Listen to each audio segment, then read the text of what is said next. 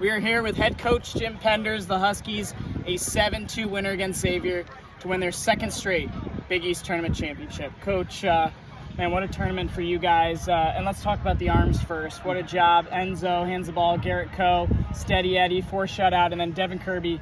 So awesome this tournament. Yeah, Enzo did what we needed him to do. We didn't have to have him go really deep. He gets us to the fourth there, and he did, he did fine, but it was just time. Guys were getting some barrels to him, and Garrett, Coach Mack and I talked before the game, and he said, I really like Coe against these guys. So the only negative is that he's a lot of fly balls, but he was just awesome. His slow heartbeat, he's got tremendous belief in himself, and another Connecticut kid that comes for no scholarship.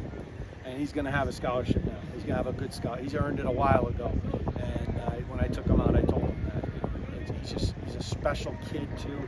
He's very giving. He's very in the community. He's very community oriented. He's a really good guy, but he's a heck of a pitcher. He controls the running game. He's quick pitching. He's got an idea of how to mix speeds. And then Devin Kirby's like an outs machine. I mean, we got Justin Willis ready, and to credit to Justin, he tells Coach Mack at the end of the game, Coach Mack's apologizing for not bringing him in. He goes, if you took Kirby out, I was going to kill you. I thought you'd be crazy the way he was getting outs.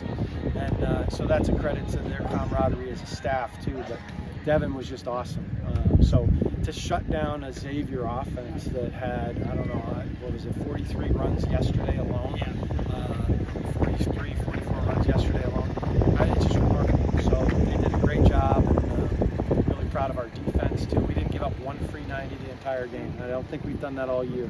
So it was a nice way to finish out the Big East season. What does it mean for this group to go to the NCAA tournament 4th straight year? Well, I'm really, Christian Fedko has gone 4 times. Yeah. Christian Fedko's gone 4 times, and I've never had a player do that. So, he knows that I love him, and he's really special. I'm really excited for him, and nobody's more excited than Christian. His season hasn't gone the way that he hoped it would, but nobody's having more fun than him, in the dugout, and he's locked in. And what does it mean for this group? I mean, it's a brand new team. Think about who we started today. I think there were 2 guys that were on the field last year. I think it was Stock and Bushling were the only 2 guys on the field last year that dogpiled here.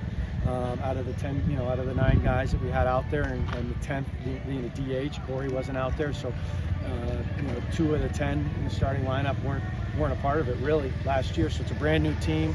I'm just really happy for all those guys, and now you got to. Hey, this isn't enough.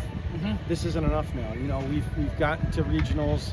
We've played okay in regionals. We've played not so okay in regionals. We need to go in with a lot of confidence and go win a regional. And that's the next step.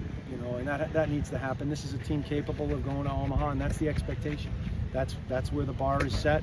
If we don't get there, it's going to be a disappointing season. Let's say it out loud, because that's the truth. And I know that I'm in agreement with all of our guys in our uniform. They're going to be disappointed if we don't get to Omaha. So that's the task at hand, and we got to go one step at a time. But we're excited to see where we're going tomorrow. And you've been talking a lot about the RPI. You don't need to worry about that anymore. You don't have to worry about a suit making that decision tomorrow in a boardroom, or tonight in a boardroom where we kick the door in. I'm really proud of our kids for doing that. Thanks, Coach. Thanks, Jonesy.